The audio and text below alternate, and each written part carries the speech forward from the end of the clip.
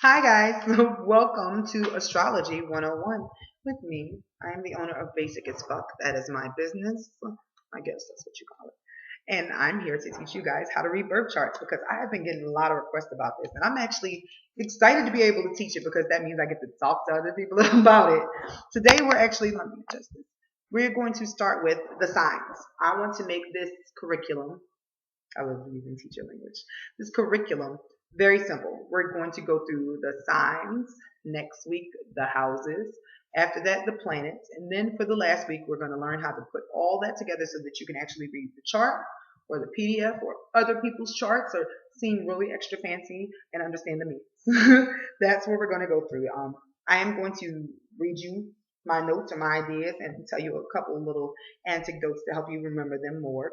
And I'm also going to take my notes and I'm going to put them in the class so you have those to study on your own in case you don't have pen and paper with you while doing this.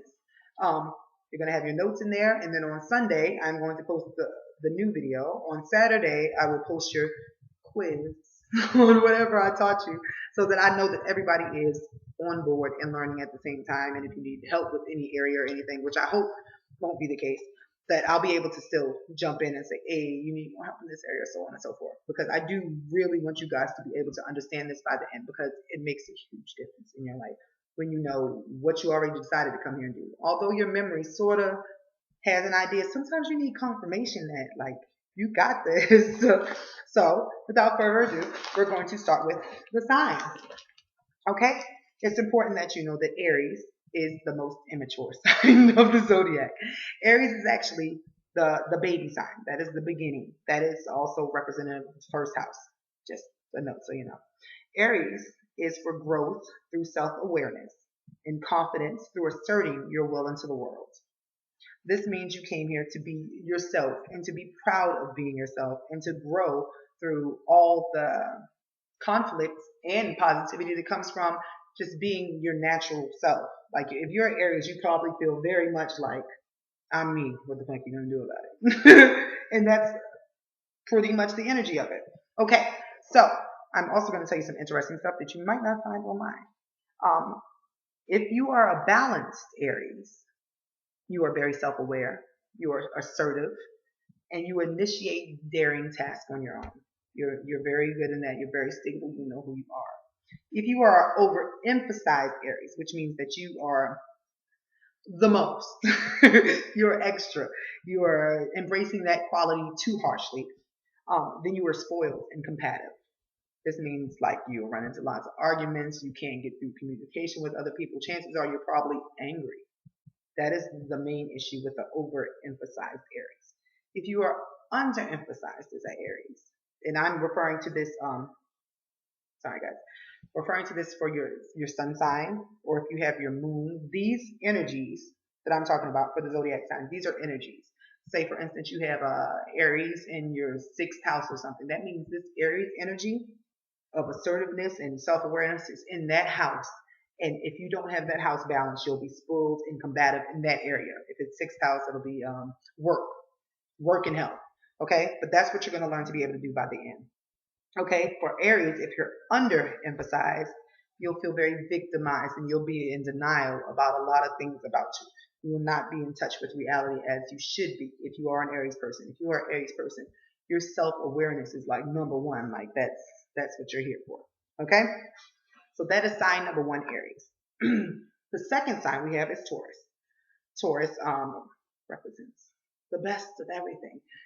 Taurus is ruled by Venus, which is the planet of beauty and just marvelous things, the best food, the best wines, um, the best of finances, luxurious things. For this, you're supposed to cultivate self-reliance and enjoyment of your values through working with the natural world. That means for Taurus, you are to be very grounded. Any Taurus energy in your chart is grounding energy. You're supposed to be able to go outside and just enjoy a beautiful sky or the trees or the wind or that sort of thing. You can find beauty in anything if you are balanced, if that particular trait is balanced. Overemphasized. If it's extra and it's overdeveloped, you will be possessive and greedy. There will be no end to your desires. Underemphasized Taurus placements are sort of self-deprecating, sad, unhappy with everything, very negative. That is the exact opposite of what you're supposed to be as a Taurus. A Taurus is actually supposed to be an amazingly sluggish sign. Taurus is actually the late bloomer of your chart. Any placement or house that you have in Taurus is something that is to be developed over time, because Taurus is sort of slow and steady wins the race energy. Next we have Gemini, and I see a lot of stuff online that is negative about the Gemini energy because of its duality, but I guess everybody has their own experiences with it. Gemini actually is about learning about rational aspects of life through communicating and learning from others. If you are a balanced Gemini, you have balanced Gemini placements. You will be curious, lighthearted, flexible, witty. You will have amazing conversations, or you're in the area that it's located in, you will have amazing conversations and you will really shine in that area. Unless it's overemphasized. When Gemini is overemphasized in your chart, you are nosy and fickle and judgmental. Okay? When it's underemphasized, you are dishonest and vague and withdrawn. For Cancer, you came here, or this position in your chart, this energy, is about embracing your feelings and sentiments through caring about and nurturing others. And if you have any Cancer placements, that probably makes a lot of sense for you. If you are balanced, or you have balanced Cancer energy in your chart, you're receptive, caring, and gentle, nurturing. Other people love to have you around. You're a great person to care for others. People probably love that. But if it's overemphasized, you're usually over concerned about everybody else's stuff. You're super sensitive. You're carrying with resentment behind it. If it's underemphasized in your chart, you are detached. You are uncaring. You are not nurturing. You're very out of touch with what part of Cancers you're supposed to be in touch with. Okay? Moving forward. The next one we have is Leo. If you have Leo energy in your chart, you came here to express yourself through creativity, playfulness, and sharing who you are with others. I am a Leo, and this is actually the perfect job for me. I also have a Leo rising, which means like there's no way around the fact that I'm supposed to be sharing who I am with others in order to be who I came here to be. Okay? If you're balanced as a Leo, or you have Leo placements that are balanced, you will be very self-expressive, playful, and self-assured. In the case that it is overemphasized, you are arrogant, self-centered, and attention-seeking. These are usually the worst traits you hear about Leos, or why people dislike them is because they're dealing with somebody who has overemphasized that area. Underemphasized is frigid, self-rejecting, self-deprecating, very pessimistic, very not Leo-y. The complete opposite of it. Okay?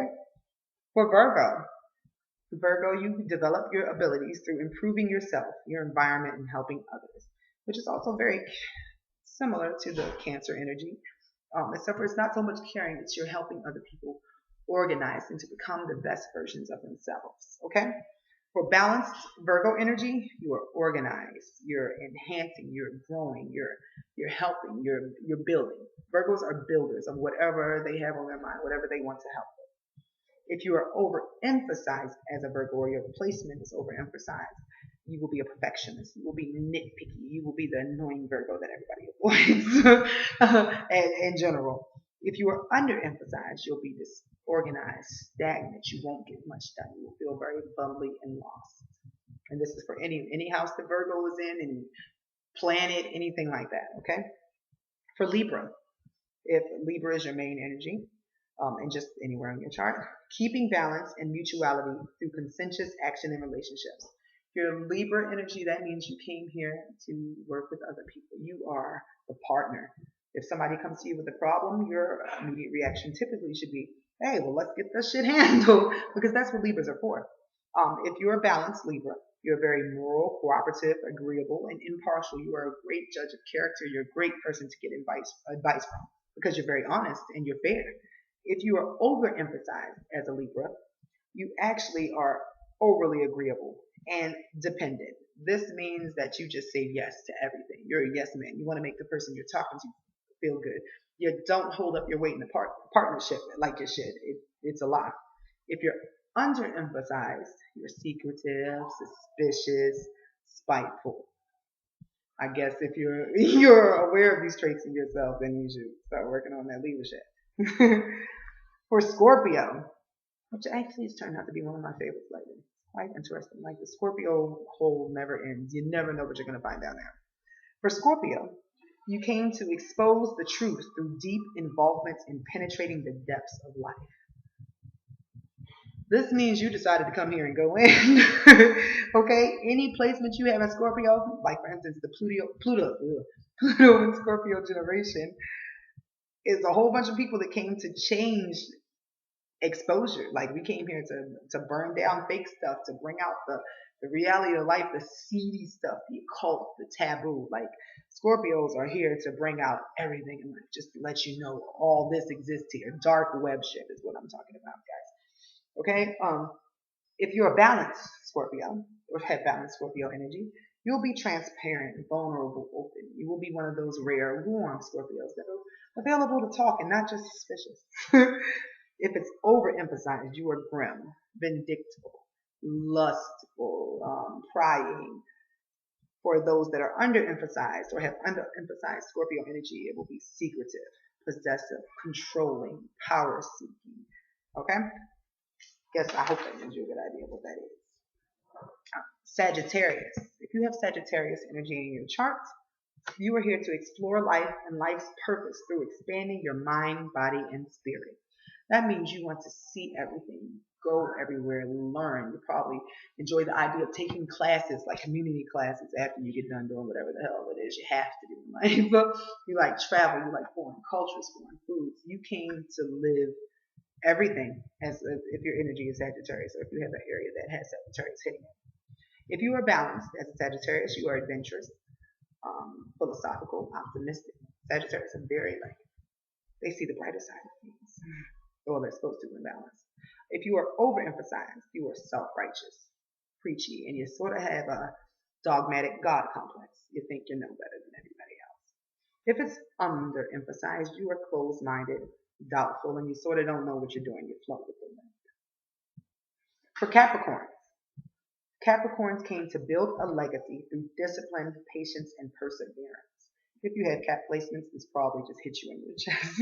Because people with Capricorn placements, they really gravitate towards money. Anything that is going to help them stabilize their lives, that is going to solidify who they are, their family's life. Like Capricorn is all about business in Capricorn placements. Okay? If you are balanced with your Capricorn placements, you are responsible, committed, and hardworking. You get shit done. You are the person people call to get shit done. If you are overemphasized, you're harsh, rigid, restricted, like you probably run with an iron fist if you run your household, your business. You might not be everybody's favorite person if you are overemphasized in your Capricorn. If you are underemphasized, you're impatient, negligent, immature. You're not really getting anything done like you're supposed to, but you have a horrible ass attitude. So that's the underemphasized Capricorn. For Aquarius, this energy is changing the world through innovative ideas and inducing social change. Aquarius placements are here for the collective. Aquarius rules the 11th house, which is the house of communities. We'll learn over time, but Aquarius is here for the collective. If you have any Aquarius placements in your chart, please know that you are here to change the way people think in the world. If you're a balanced Aquarius, you're progressive, inventive, eccentric, humanitarian. You are doing big shit and making people think all the weird things they don't want to think about. If you're overemphasized, you are rebellious, deviant, outlandish, extreme. It's like more so a cry for help, Aquarius, than the balanced one you're supposed to be. This is the one you see with like the purple hair, the black eye contacts. It's just like they look like a whole alien walking. It's totally overemphasized there. Underemphasized, you are detached, aloof, impersonal. This is the Aquarius that you usually run into on a regular basis. The person that doesn't want to hang with anybody, sort of antisocial. They give you a weird vibe. That is an underemphasized Aquarius. And the last sign, guys, of the whole chart, the oldest, Pisces. Pisces, you are seeking and finding peace through the ebb and flow of life. This means you have to learn to maintain your peace through the waves that come at you. You see the wave, Sometimes you're at the beginning of the wave. Pisces are very in touch with the collective. Like this is the sign. If there was a sign that I would say would be most spiritually connected to the divine, it would be Pisces. Pisces have, that's why they have all those feelings. They're getting all these downloads all the time, just constantly being aware of what is around and what is going on. If you are a balanced Pisces, if you have balanced Pisces energy, you're intuitive, tranquil, trusting, and connected. If it is overemphasized, you might be delusional, ungrounded, and mindless. These people also, or this energy also has a sometimes it makes you do drugs. I was trying to find a nice way to say it, but it could cause you to escape a lot because you're so aware of reality and its painful repercussions. Like everything that's going on in the world just overwhelms you, even in your own life. And sometimes Pisces has the ability to try to log out and go to that space, the space connected to the divine through alcohol and drugs. Okay? So if it's underemphasized, you have a lack of faith, you're hopeless, you're apathetic, you're sort of Eeyore, more or less. Yeah, that's not. None of the emphasized or overemphasized are really good. The main difference is either it's extra pushy with over and underemphasized. I'm going to take the time out to write all of this down for you guys so you can review it and sort of commit it to memory and remember that this is the energy of the sign. The sign is not just for your sun sign, your moon sign, or your rising. You have a whole side over here with houses that has a sign next to each house, and you have planets over here that are also in these signs. All of these placements can be over or underemphasized. I guess they get the total of 36 different areas where you can have any of these placements potentially that you have to balance out in your chart. That's pretty much what we're learning this for, so we can find out what areas we need to work on and what areas we are already excelling in, what areas we're already the best in, and use those to help balance out the other ones. So I hope you enjoyed this, guys. This is my first video for the signs in astrology. Next week, we'll be covering the houses, which are the stage that you came here to play on. Thanks for joining me.